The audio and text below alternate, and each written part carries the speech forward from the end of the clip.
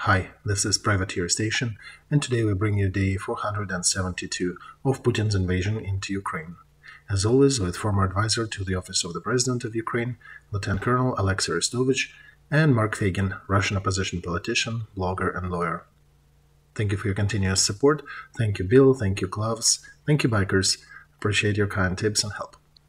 And with that, day 472. Enjoy.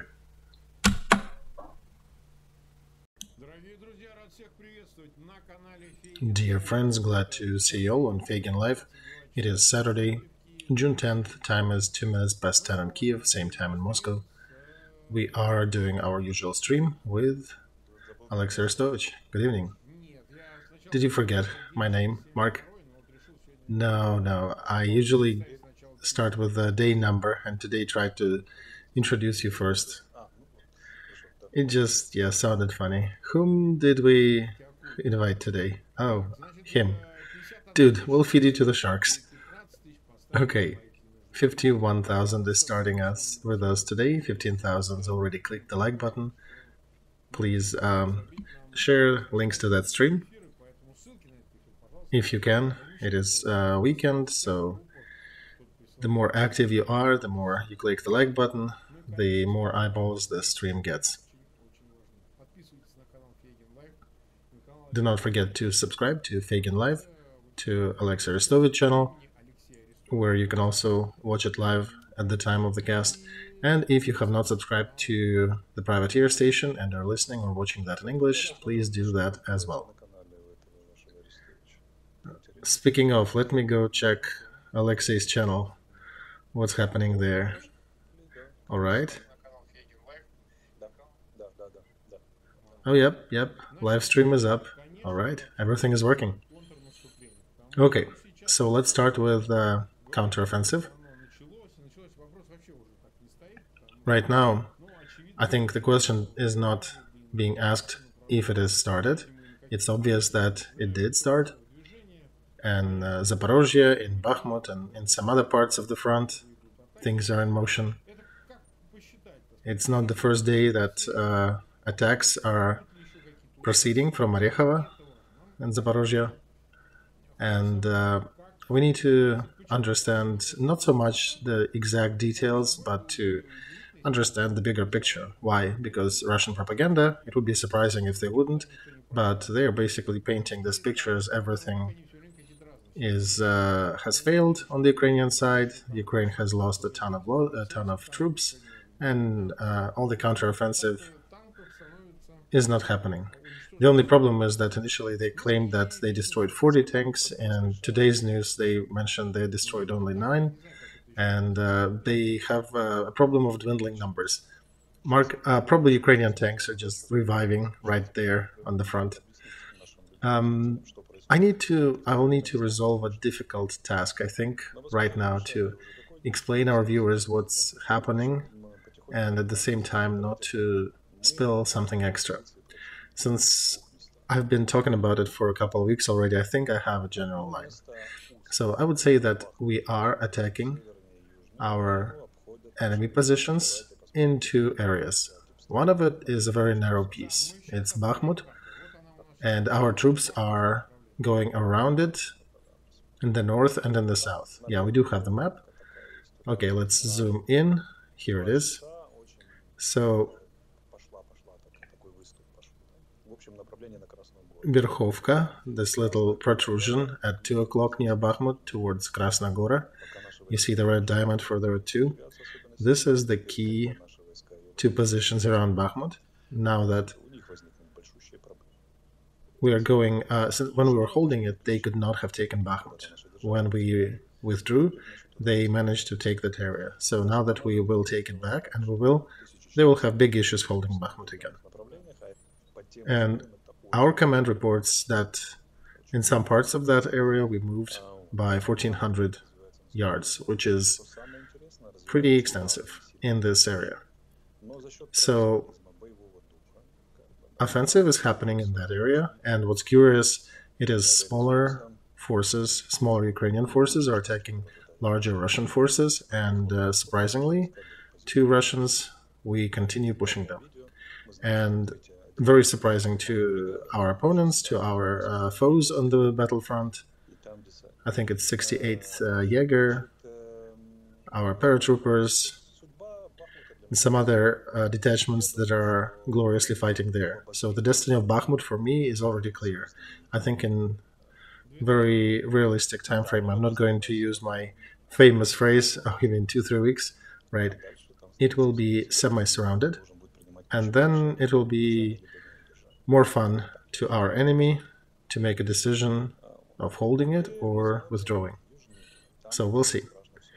Now let's look more to the south, where people are curious about, towards the Zaporozhye direction, right?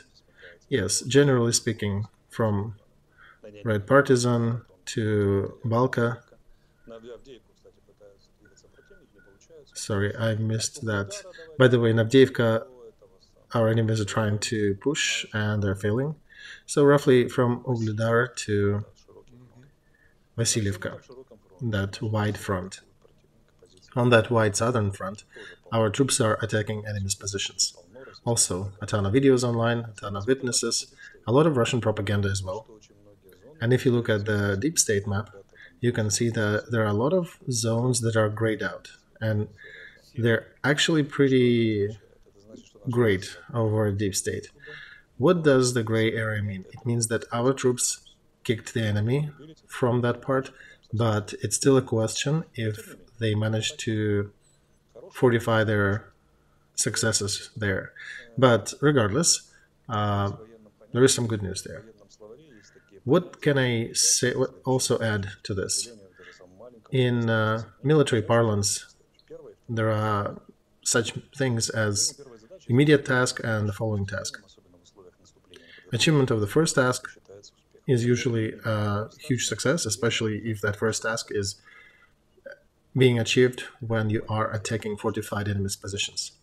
Now, at least in third parts of the front, we have achieved the first task. And I did not expect it to be that fast. Now that people are sighing and saying that, oh, counteroffensive is too slow, we were expecting Ukrainian troops to take Sevastopol on the second day, I want to address a couple of things here. First of all, Kharkiv operation earlier was a lucky exclusion. Military norm is a long and tough grinding out. The real core of war is who breaks whose bones in the direct contact. I also need to remind that, for example, since 2020 in Armenia-Azerbaijan conflict,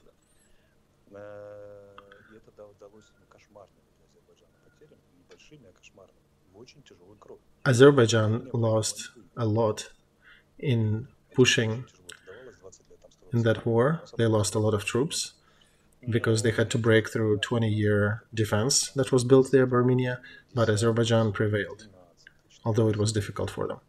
Personally, I was expecting some good news maybe after 2 weeks.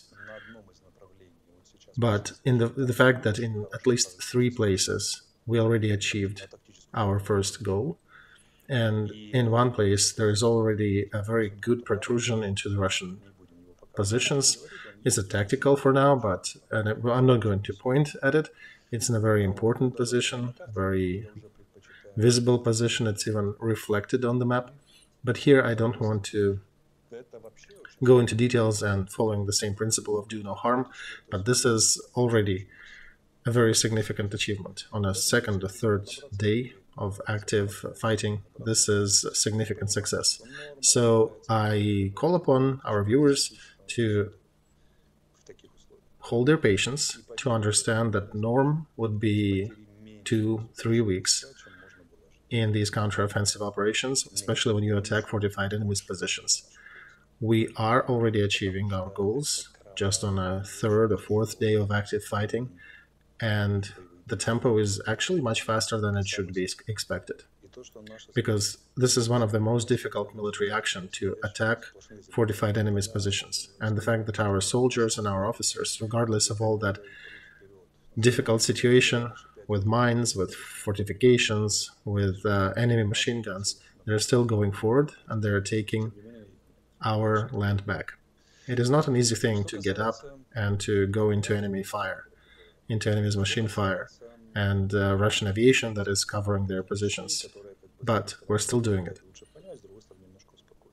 Regarding some other things that I also wanted to highlight, that on the operative level, tactical is everything below 50 kilometers. Everything above that to about 150 and 200, it becomes operative. So on the operative level, especially on the south, it is important to see when the enemy will tap into their reserves. Why? Because reserves that are being positioned away from the front line, if they're being thrown to the front, this is basically an unstoppable motion. The direction of the main offensive is being selected usually, if you're worth your salt, after the enemy has already touched his reserves and pushed them to some position of the front. Why? Because after they already started moving it to some place, it is nearly impossible for them to move them to a different position. So the main task is to confuse them, to make sure they move their reserves in a certain direction, and then make sure your main direction of attack doesn't match their direction. And they already have touched their reserves in the south. And by the way, on the front line there, it's the better of their parts. It's paratroopers, it's special forces, it's cadre military in the front.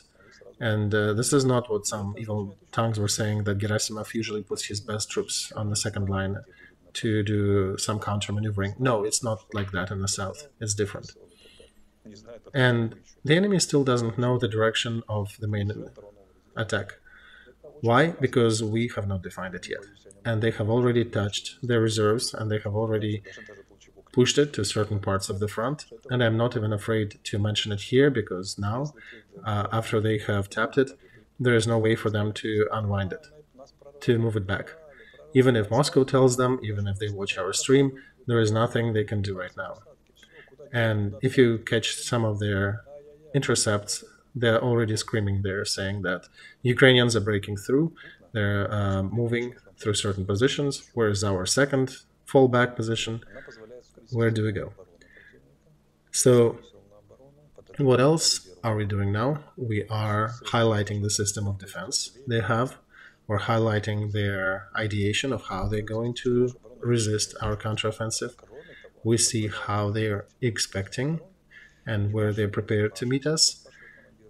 And this allows our measures, aviation, artillery, UAVs, to cover the enemy, especially two key targets, their artillery grouping and logistics, starting with warehouses, regardless if it's protected or out in the open, and trucks and logistics lines. So when we destroy their logistics, when we destroy their artillery, and we will, then the law of big numbers will prevail, because God is usually following big battalions. When you are attacking fortified positions, brilliant operations such like Kharkov do not necessarily work. You have to really be diligent. And then it'll be the usual situation when the changes are growing gradually but manifesting rapidly.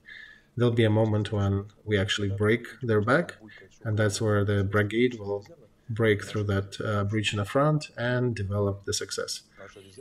And regardless of what Putin's propagandists are saying and claiming that there's no counteroffensive, our main force has not started yet. So when it will be, when we will define the main direction of the attack, then it will be the pinnacle of this operation. All right, we already have 100 plus thousands with us, 54,000 click the like button. Right, Mark, so we need to understand that everything unfolds according to the plan. I expected actually it to be slower, and so that people do not accuse us of some trumpeting of non-real things, I can also say that indeed we do make some mistakes. Our officers are not Romels, Mansteins, and Pauluses and other professionals. I would say that when you grow your army 3 times, it is difficult to have all officers highly qualified, highly trained, and highly experienced. It is rather difficult to fight with big numbers because one needs to organize it, needs to provide logistics to make sure they interact properly between different kinds of troops. And logistics and all that is a difficult task. So when people are saying, oh, just prevail with numbers, it's not exactly difficult. To coordinate two neighboring fronts, especially like they did in the Second World War en masse, that was not an easy task. So we're still learning, and we are definitely paying for all mistakes in blood.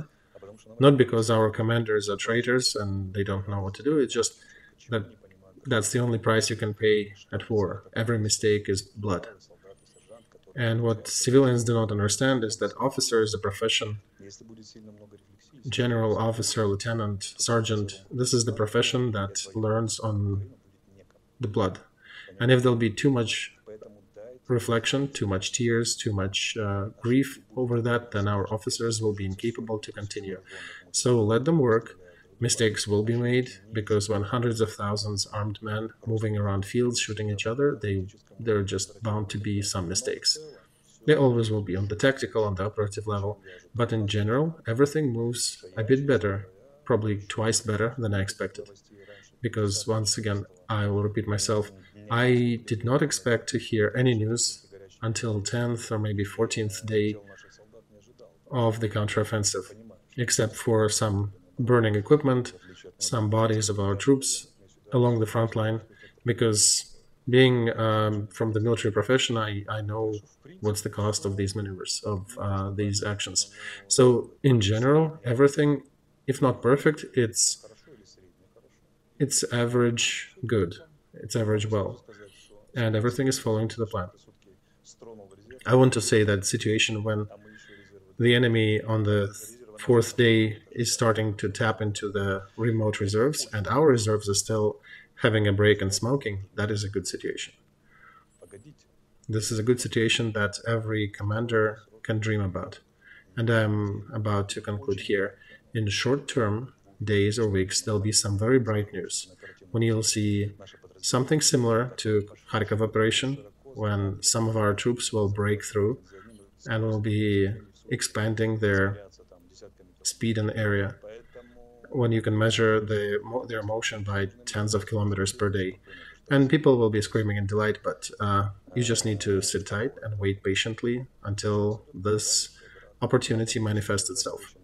This is a second step of the counteroffensive. Right now, this is the bloodiest part of it happening, and you need to keep your fingers crossed for our soldiers and officers who are going into enemy fire on their minefields under their aviation. All right, and we'll put a poll question up now.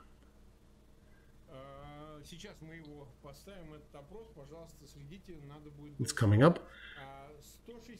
Check it in the chat. 164,000 are with us, 63,000 click the like button. So, see, why is it so highly important for Moscow to scream that everything is lost on the second day of the operation? And not just Shoigu, even Putin came out and said, well, we destroyed everything. Even fool understands that on the second day it's too early to talk about that. What will you say on day 10 if the situation will change? Mark, they don't live in terms of 10 days. They live in terms of seconds and from one scream to another scream. You know, war philosophically is a struggle for space and resource in time and space. And if you can snip half a hair from your enemy, they think that you don't need to think about it, you need to take it. So what they're doing, they're screaming that they're winning over the tragedy and trying to take the limelight away from Kakhovskaya hydropower station. They're probably using the fact that our leadership is rather quiet about everything. They're trying to fill that space with hundreds of burning leopards. And start to screaming that nobody supports us, regardless the fact that America gave us another 2 billion and Canada also brings us more millions and military support. Like every psyop works, you take a pain point. Every Ukrainian cannot feel a pain upon seeing video of burning equipment. By the way, Western equipment is very high quality. Yeah, you can see it in some of the videos that it's burning and standing, but you almost never see dead bodies of our soldiers. So the equipment got destroyed but the bodies are not there. So it did serve, it did protect our soldiers. And their psyop is basically taking that picture of burning equipment, bring it up to their news, and then they change narrative saying that NATO will not give any more equipment, counteroffensive has drowned, Zelensky is hiding, Ukrainians cannot, we will prevail. And of course, to civilians whose nerves are already stretched thin after the tragedy in Kakhovka, after the hydro dam was blown up, and when they're really worried about their relatives and friends who are on the front line. And today, there are no people who do not have somebody on the front. The country of 40 million only seems to be big, but right now everybody has somebody on the front, friends, family members, and of course everybody is worried about them. I can imagine how it looks in the eyes of a civilian who doesn't understand, and he hears that Ukrainians tried, nothing worked, then they show the pictures of burning equipment, so, oh, there'll be no counteroffensive and the West will abandon you, and Poland will withdraw their support, so it'll be Minsk 3, another futile agreement on paper, and Russia will bite off another chunk of Ukraine. And that pendulum can actually push people pretty far and take away their calm and their peace until Feygin and Arestovych come out on the stream, and I have an opportunity to come back to the role that I took early on in the war, because again, it's a critical situation and somebody needs to hold that line. So I'll help you to hold that line. Me and Mark are here exactly for that, to continue aiding you in understanding and grasping of how things are happening and unfolding. And actual situation on the front is not only not bad, it's very, very not bad. And of course, Shoigu, Gerasimov, and the Russian side are hitting your pinpoints. They've been attacking your civilian targets exactly for that reason, to make sure that people would be scared, would be depressed, and then all these psyops would be laid over these fears and depression, and they'll continue peddling ideas that Ukraine cannot do anything. Ukraine can. Watch the reports of General Command. There is general number, and then on the right of that, there are numbers of destruction in the last 24 hours. Follow closely to the numbers that we report of destroyed Russian artillery. What is it? These are the artillery systems that were destroyed when they decided this is the main attack and it's time for them to open their mouth, and then a bunch of drones, Excaliburs, and guided missiles reach them. Or, for example, one of their supply groups moved out to the front to support the direction they thought is in danger, and then out of 19 trucks, there was only one left. So there are a lot of things like that happening, and it's difficult, of course, for civilian who has to withstand missiles flying into their homes and having to go and hide in a shelter twice a day. Well, that's why we're here. We're here to help you understand what's happening, how things are unfolding. This is not an attempt to make a good face with a bad game. I'm telling you how things are. Everything unfolds at a good C+, almost B level, and at war, C+ is actually at least +1 at war. So everything that's at peace times would be C+, at war actually it means B+. And by the way, this is the army that is perceived to be weaker, attacking the army of the country that is perceived to be stronger. And we're actually acting pretty well at a good B grade. So, and in some places are actually above A+. So just give it a little more time. so people will start to understand how it goes, and there'll be a time when the smile will permeate your faces and will even drip from your nose. Exhale, unclench. Everything is good. We're going to liberate our territory, and shortly we'll get to the ocean shores, to the seashores. All right. So our today's polling question in chat: how is counteroffensive progressing of Ukrainian military? A very general question. First one, successfully. Second, unsuccessfully. Third, as expected. As expected is not a medium option. It's more pacifying that everything is all right. So that is the angle to look at the third option. We have over 20,000 who voted. Successfully, 49%. Unsuccessfully, 10%. As expected, 41%.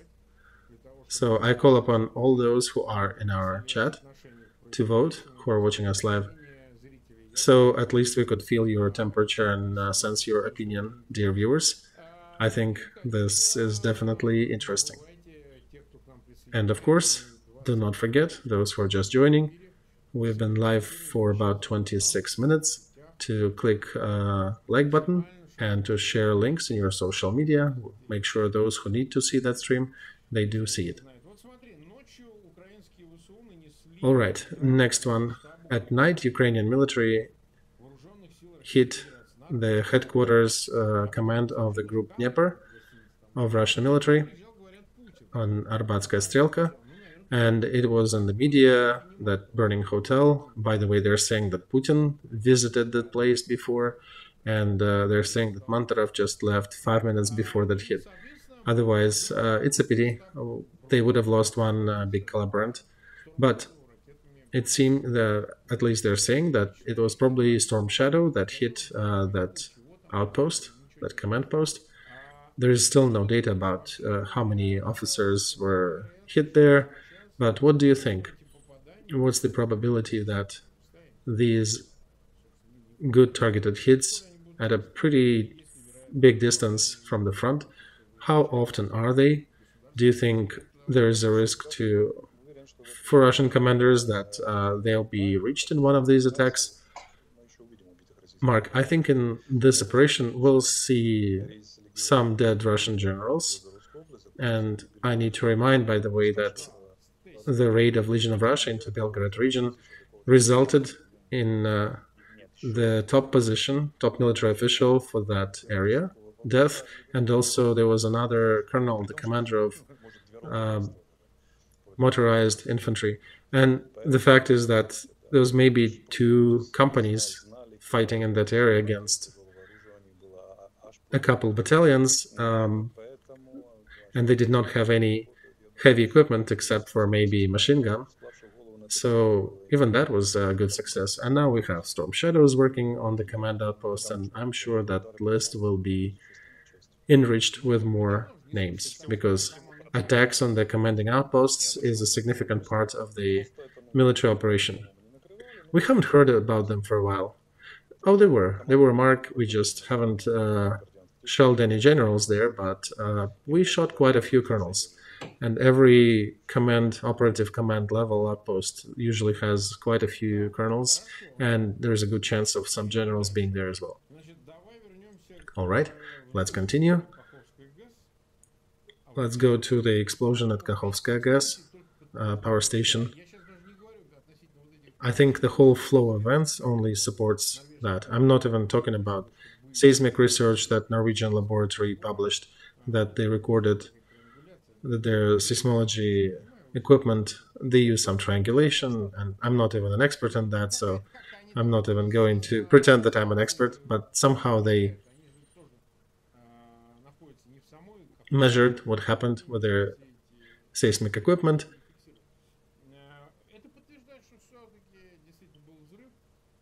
And everything confirms that indeed there was explosion. Kakhovskaya power station was controlled by Moscow. They anticipated the start of counteroffensive, and every piece of the puzzle comes together. It does point at Moscow that they blew up Kakhovskaya dam in order to prevent counteroffensive actions in that direction. Information is as follows: 27 people are missing after this explosion, as Ukraine is reporting. 3,815 are on the Ukrainian territories, 14,000 houses are on the occupied territories that are underwater, and there are fresh numbers of drowned and dead people, but they're all preliminary. It's very unknown so far. Mark, some people are saying that not too many people died, but one life is not life. I'm just addressing those screams on the propaganda side who are saying, oh, there are not too many dead. Well, first of all, the rescue operations are still ongoing. For me, even a dead dog is a dead dog. It's an alive creature. And how many animals are being rescued as well, even when humans are already rescued. And volunteers are risking their lives trying to get everybody out. And one needs to understand that the consequences of these events very often are remote. The whole system of irrigation in the south is destroyed, and the overall area is still to be defined. It means that at least for 5 years there'll be no agriculture, and the tragedy can take international scale because somewhere there is a shadow of a hunger in the Middle East and Northern Africa, where Ukraine is supplying a lot of bread, including from Kherson region. So the remote consequences will be felt for a while. Chernobyl, at the catastrophe itself, there are not too many people who died. But even today, we still have some repercussions, some consequences. Of course, it's not like an earthquake when you lose 50,000 in a second, but one needs to understand that this is a severe event, and one needs to be a complete idiot to think that Ukraine organized that, because none of the political or military advantages that you can pin on such an event, they are not worth the losses in agriculture. If you talk to our farmers in the south, they're saying they need to probably to change their professions because there's no farming going to be happening there for years. And of course, you also need to understand that, right, our troops would not be crossing Dnieper in the level of brigades, but we would manage to send some diversion groups, and that would definitely help a bit to our operation. And some people sitting in Tokmak and Melitopol would, on the Russian side, would know that there are some diversion groups in their back. So we would not be blowing up this facility. It is definitely Russians who did that. And it's like, remember when Ukrainian Boeing was shot, when Iran was repelling American missile strike? And when civilian plane falls in the area of military action, what should be scrutinized first? Of course, the warring party, the one that was shooting. So when the dam explodes on the verge, on the eve of counteroffensive, why didn't it explode a week before or some days later? And now there are more and more material proof coming out.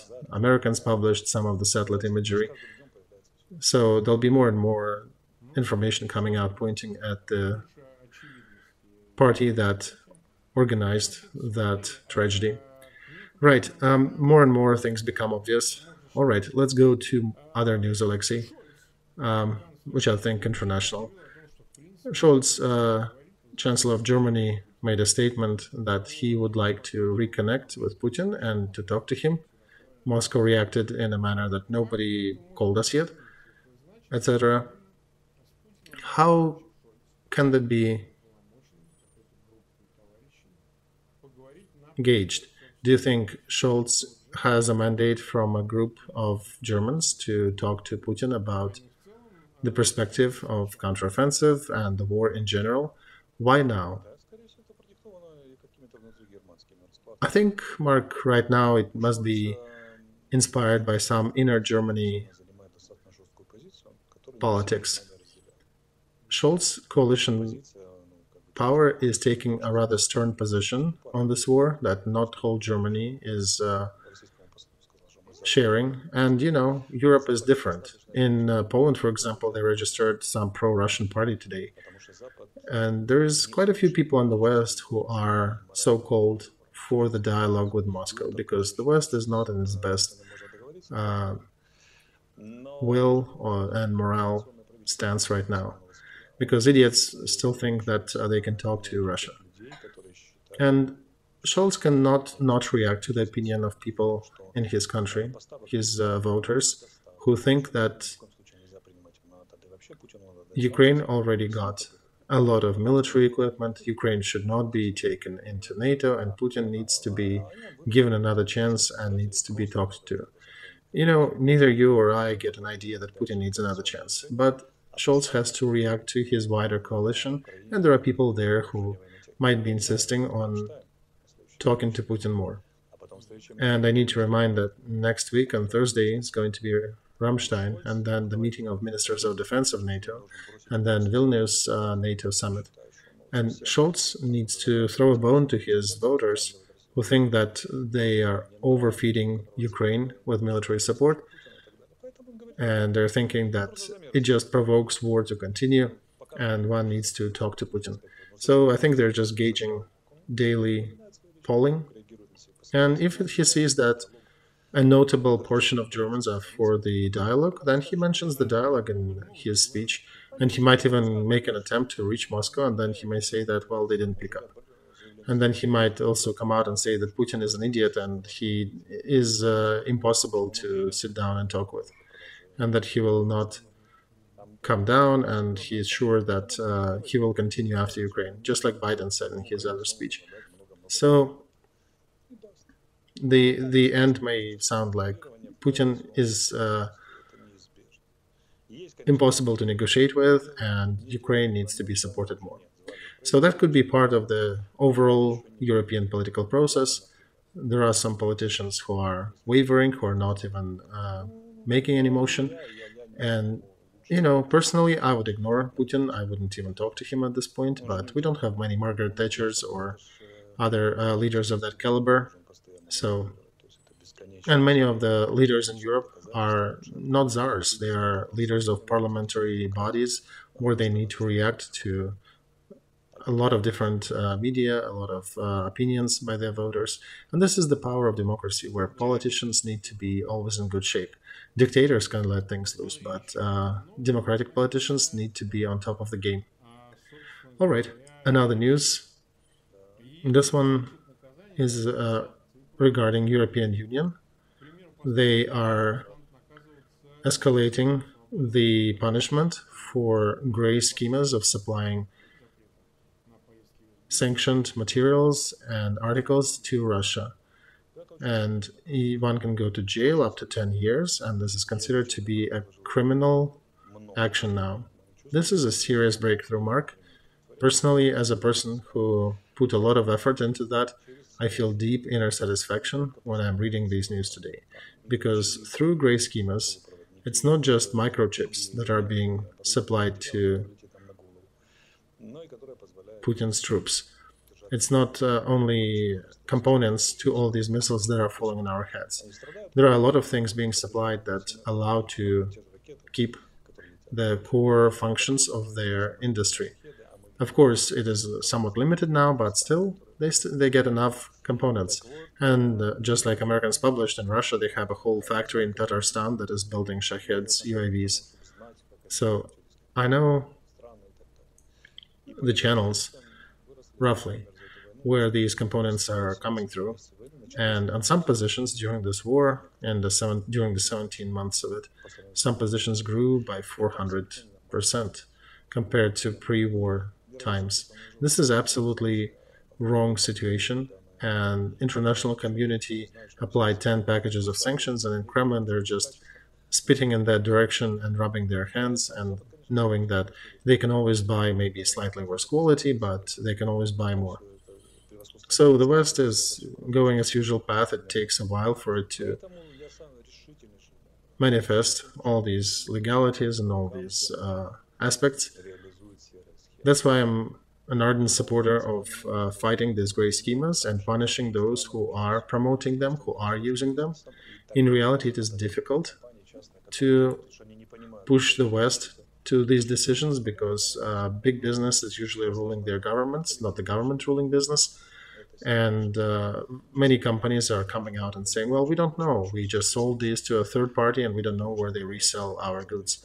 So now European Union is coming out and making criminal prosecution for the secondary sanctions. And you cannot, being a company, you cannot pretend that you do not know where your chips may go, because if you're selling it to Taiwan or China or somewhere, or Hong Kong, and then they go from there to Russia.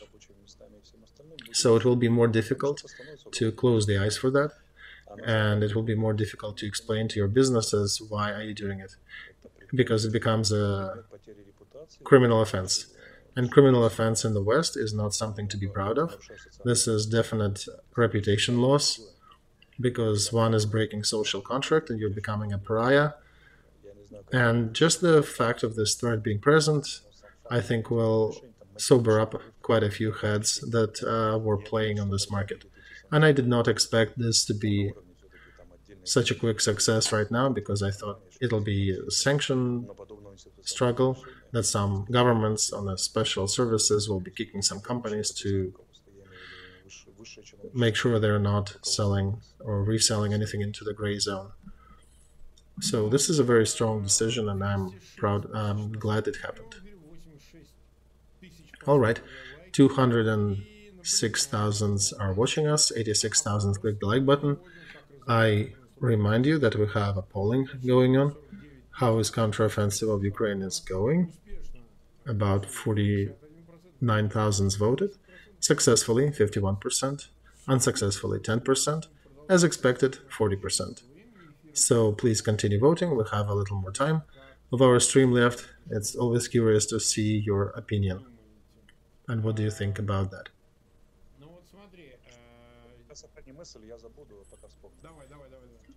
Mark, hold that thought. I remembered something. In Vilnius, when I was walking and meeting a lot of Lithuanians, Belarusians, and I promised to say hi to all of them. So I'm saying hi to all those whom I met.